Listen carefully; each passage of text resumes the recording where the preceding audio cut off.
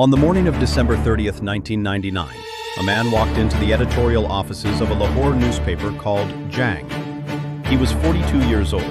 He was dressed neatly. He handed an envelope to a staff member, turned around, and left. Inside the envelope was a letter. The letter was addressed to the Lahore police. It was written in Urdu in a clear and careful hand. It began, without ceremony, with a statement of fact. The writer stated that he had killed 100 children. He provided their names. He provided their ages. He provided the dates on which they had disappeared. He told investigators where he had disposed of their remains, dissolved in acid, poured into the Ravi River. And he told them that if they went to his home at 7 Ravi Road in Shadbagh, Lahore, they would find everything they needed. He did not ask for mercy. He did not offer an explanation. He ended the letter with a single line. He wrote, "I have killed 100 children. Now I am ready to be killed." When police arrived at 7 Ravi Road later that day, the door was unlocked. Inside, they found what the letter had promised. A register, a handwritten logbook containing the name, age, and date of disappearance of each victim. Photographs, chains bolted to the walls, 2 industrial drums that had contained acid, and the lingering, unmistakable smell that investigators would later struggle to describe in their reports. What they did not find was Javed Iqbal Mughal. He had already gone. To understand this case, you have to understand Lahore in 1999. It was a city of 7 million people, dense, sprawling, one of the oldest continuously inhabited urban centers in South Asia, and, like all enormous cities, a place of enormous invisibility. Children went missing in Lahore regularly. Street children, runaways, children from families so fractured by poverty that a disappearance might not be reported for weeks, if it was reported at all. Pakistan's child protection infrastructure was thin. There was no national missing children registry, no centralized system for tracking the disappearance of minors. A child could vanish from the streets of Shadbagh, and the paperwork might not reach the right desk for months. Javed Iqbal Mughal understood this. He was born in 1956 in Lahore, the son of a modest merchant family. By adulthood, he ran a small scrap iron business. He had been married. He had children. Neighbors described him the way neighbors always described these men afterward. Quiet, kept to himself, nothing unusual. But there were incidents. In the early 1990s, Iqbal had a dispute with a group of young men in his neighborhood. It escalated. He was beaten badly enough to require medical treatment. According to his own later writings, he believed the Lahore police refused to take his complaint seriously, that they had been bribed by the families of the men who attacked him. He filed reports. He claims they were ignored. Whether that account is accurate has never been independently verified. But what matters is what Javed Iqbal believed. He believed the system had failed him. He believed the powerful were protected and the powerless were not. And he believed that the only way to be heard was to make it impossible to be ignored. He began keeping a register. The register recovered from 7 Ravi Road was not the record of a disorganized or impulsive man. It was meticulous. Each entry contained the victim's name, age, the date they were brought to the house, the date of death. In some entries, additional notes, where the child had come from, how contact was made. Investigators described it as resembling an administrative document more than anything else. It had the quality of a ledger, a business record. The victims were overwhelmingly street children, boys between the ages of 6 and 16 who lived and worked on the streets of Lahore. Many sold goods at traffic intersections. Some begged. Some had run away from homes in rural Punjab. They existed in the gaps of the city, in the spaces where no one was paying close attention. Iqbal would approach them with offers of food, shelter, or work. This pattern is documented across serial offenders worldwide. It worked here for the same reason it always works, because these children had reason to accept kindness from strangers, because they had very few alternatives. He did not act entirely alone.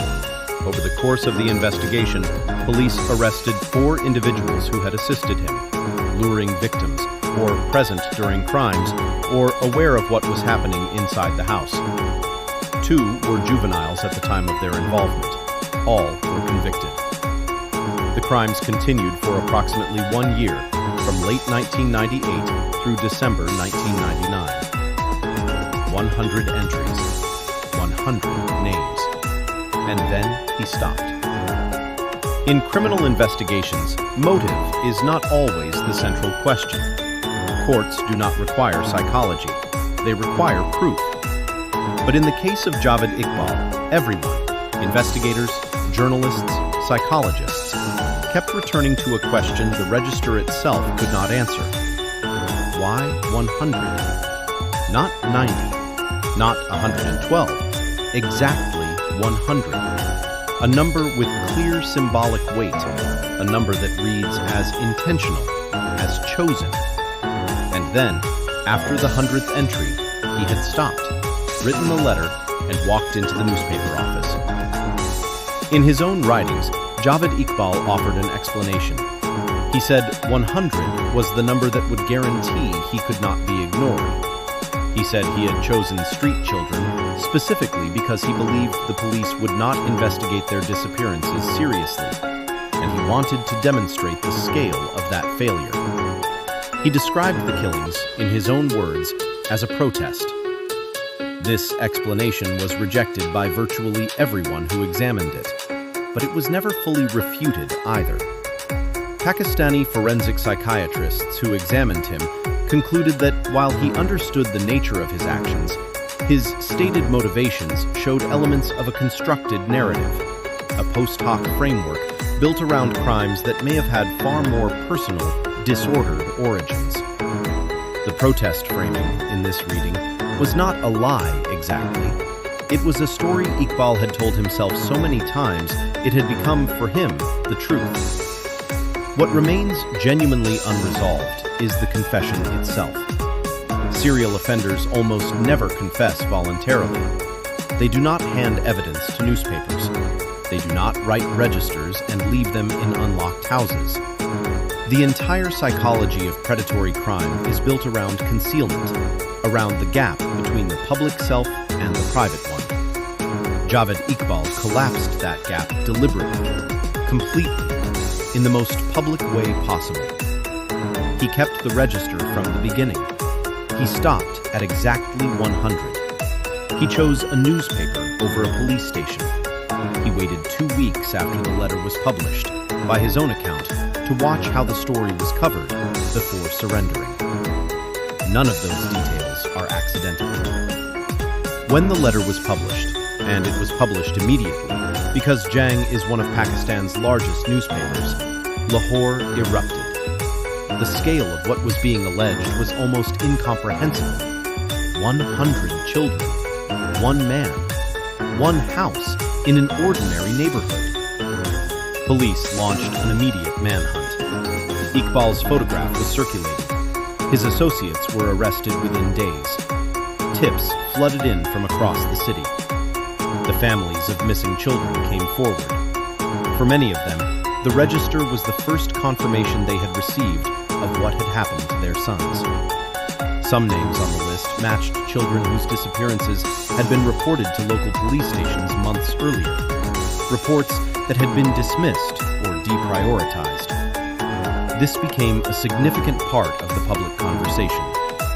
Several journalists pointed out that the register, maintained openly for a full year, raised serious questions about why no pattern had been detected.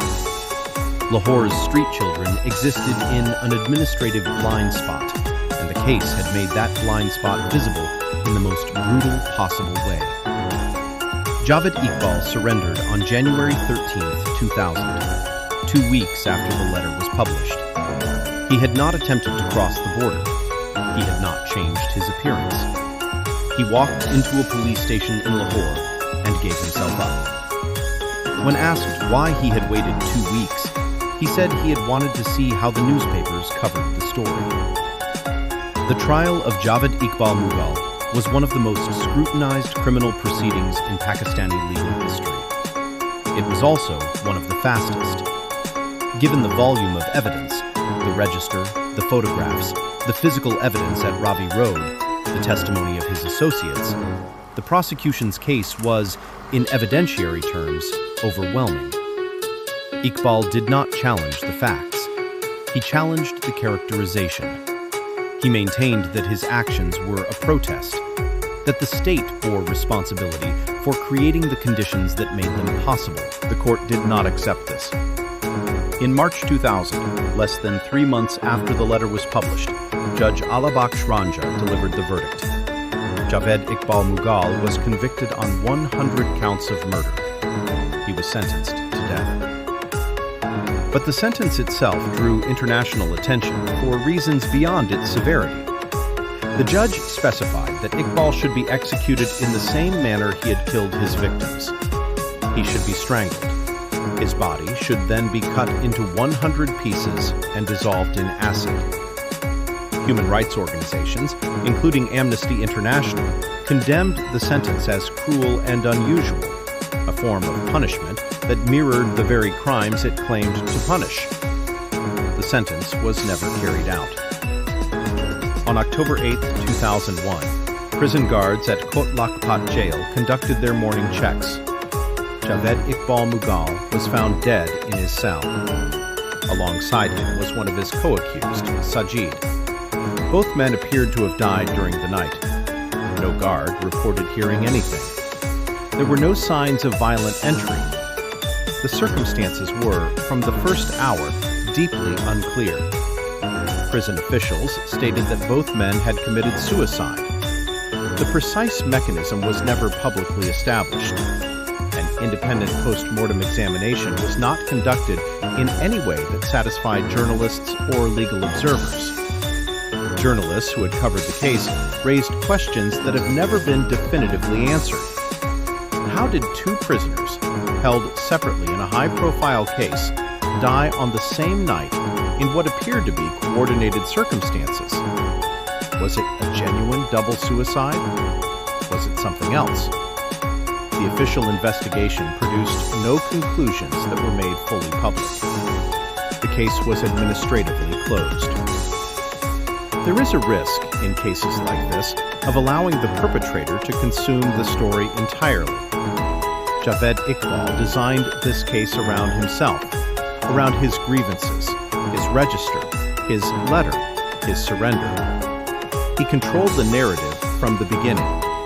And in a certain sense, even this documentary, in examining his psychology and methods, continues that dynamic. So it is worth stopping here to be clear about something. The register contained 100 names. Those names belonged to children. Boys, most of them between the ages of 6 and 16, from the streets of Lahore. Children who had been failed by circumstance, by poverty, by the absence of structures that should have protected them long before Javed Iqbal ever encountered them. Many came from rural Punjab, drawn to Lahore by the same pull that draws rural children to large cities everywhere. The idea that there is something there, some opportunity, some way out of a life that has already been decided for them. They worked traffic intersections, sold small goods, navigated a city that did not keep track of them. Their families, the ones who knew they were missing, who had tried and failed to get police to listen, waited without knowing. For some of them, the register, as horrifying as it was the first answer they received. The first confirmation, in writing, that their child had existed somewhere in a record, even if that record belonged to the man who killed them. That is the most devastating detail in this entire case. The only person who kept a complete record of these children's final days was the man who ended them. The house on Ravi Road no longer stands in the form it did in 1999. The case is taught in criminology programs in Pakistan as one of the most documented serial homicide cases in South Asian legal history. It appears in child protection policy debates, in journalism, in academic papers on institutional failure. Child welfare legislation in Pakistan was strengthened in the years that followed. The Zainab Alert, Recovery and Response Act, passed in 2020, established Pakistan's first national missing children alert system. It took more than 2 decades after Javed Iqbal for that infrastructure to exist. The families of his victims have never received formal reparations. There has been no official acknowledgement that street children in Lahore were being systematically underreported and underinvestigated at the time the crimes were occurring. The register itself, whether it still exists, whether it is held in a court archive or destroyed, is not a matter of public record. What remains, in the absence of those answers, is the letter. The letter a man carried into a newspaper office on the morning of December 30th, 1999, that he handed over without a word and walked away from, that contained, in careful Urdu script, the names of 100 children and a closing line that read like the final entry in a document that had taken a year to write. I have killed 100 children. Now I am ready to be killed. What that sentence means, whether it is the conclusion of a protest, the end point of a compulsion, the final line of a performance, or something that fits none of those categories, is a question the case itself never answered. And that is why it refuses to leave. Not because it is the worst thing that has ever happened, but because it is documented so completely and yet remains so incompletely understood. A man kept a register. He filled it to a specific number. He stopped. He wrote a letter. He delivered it. He waited to see what the world would say. We are still, in a sense, answering him. If this case made you think, subscribe. Every week, this channel covers the cases that don't get enough attention. The ones with evidence, with records, with questions that were never fully answered. Hit subscribe so you don't miss the next one.